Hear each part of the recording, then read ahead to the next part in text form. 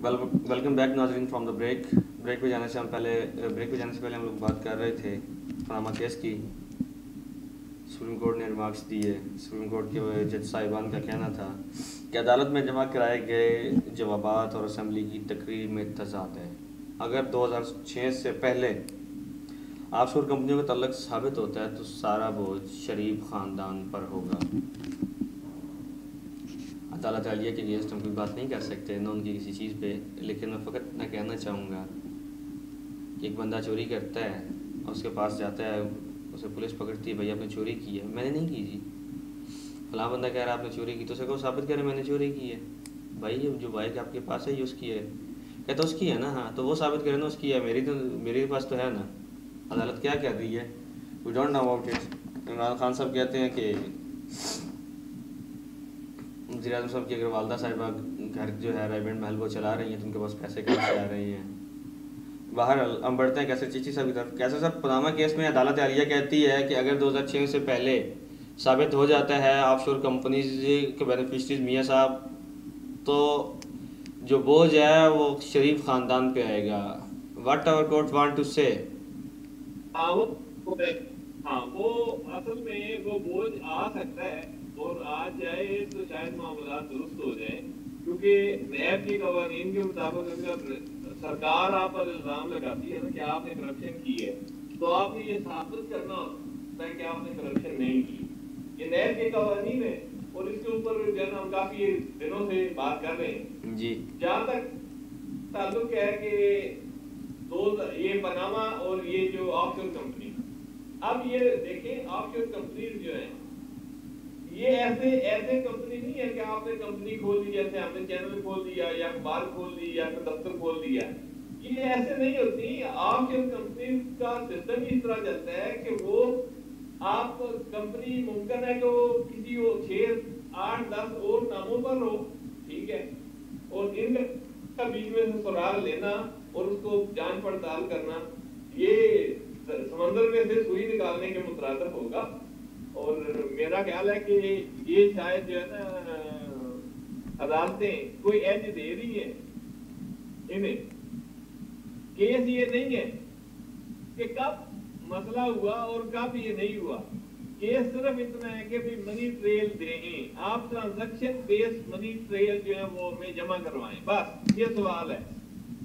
क्यों जा रहे हैं कौन को? अगर 1 साल पहले हुआ तो फिर तुम्हारे जिम्मे है, अगर 1 साल बाद हुआ तो मेरा जिम्मे है। ये जो है ना ये शरारतें हैं, वाहियात किस्म की शरारतें हैं। मैं जो है ना मैं इसको शरारतें ही डिक्लेयर करूंगा, शरारतें ही कहूंगा। वो आमतौर पर ये ऐसे होता नहीं है कि किसी ने जानबूझ के किया है। बुनियादी तौर पर ये जो वो कलाब बरादरी है, ये केस को लाते ही इस तरीके से, जैसे कल नहीं बुखारी साहब ने जो चीजें लेके आए हैं, ये बुनियादी तौर पर जज साहिबान को ये उन्होंने मजबूर किया है कि भाई आप इस पर ये जिम्मे दे दे, अच्छा इससे पहले हुआ तो उसकी जिम्मेदारी वरना मान लीजिए। जी समझ रहे हैं ना? जी, आपका पॉइंट समझ में आ गया। आपकी पर्सनैलिटी को आप जानते हैं।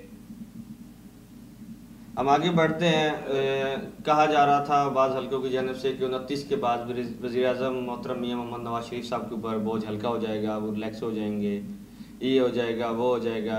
29 गुजरी, 29 से मुराद राहील शरीफ साहब का जाना था। राहील शरीफ साहब अपने ओहदे से आसान तरीके से सुबकदोश हुए, कमर बाजवा साहब आए। हम बढ़ते हैं सीरत कॉन्फ्रेंस की तरफ, जो कि हर साल इस्लामाबाद में मुनक़िद होती है। ऐसी क्या वजह बनी सर कि हुकूमत वक्त को राहील शरीफ साहब के जाने के बावजूद, जो कि एक बड़ा ख़तरा नज़र आ रहा था कि हुकूमत के लिए होगा, लेकिन नथिंग, कुछ न हुआ। हुकूमत सीरत कॉन्फ्रेंस जो है वो लाहौर में शिफ्ट कर रही है और लाहौर में सीरत कॉन्फ्रेंस होगी। इसके पीछे क्या वाकई ही मियाँ साहब जो है वो पीढ़ी वाले से डरे हुए हैं, या डॉक्टर ताहिरुल कादरी साहब की सालाना आलमी मिलाद कॉन्फ्रेंस जो होती है लाहौर में मीनार पाकिस्तान के तले, उसे डिस्टर्ब करने की कोई साजिश है? हमारे पास आखिरी 2 मिनट है सर। देखिए, इस्लामाबाद की मैं इन चीजों पर कोई यकीन नहीं रखता कि फलां ने करना था तो उसको कम करना या बड़ा करना है। मैं इस चीज पर यकीन रखता हूँ कि बुनियादी तौर पर इस्लामाबाद वफाक की अलामत है, और इस्लामाबाद के अंदर जो चीज होती है उसका वफाकी इम्पैक्ट होता है। فیڈرل لیول کا امپیکٹ ہوتا ہے، انٹرنیشنل اس کی جو ہے نا وہ سنوائی ہوتی ہے کہ اسلام آباد میں کیا ہو رہا ہے، what is happening in the capital. ٹھیک ہے، تو یہ وہاں سے شفٹ کرنے میں بڑی حد تک ان لوگوں کا کردار ہے جن کو تکفیری کہا جاتا ہے، طالبان کہا جاتا ہے، جو کہ پچھلے کئی سالوں سے کشمیر کی کمیٹی، مذہبی امور اور تعلیم، یہ 3 شعبوں پر براجمان ہے پچھلے کوئی 30 سالوں سے یا 35 سالوں سے، اس سے بھی زیادہ کسی نہ کسی انداز سے.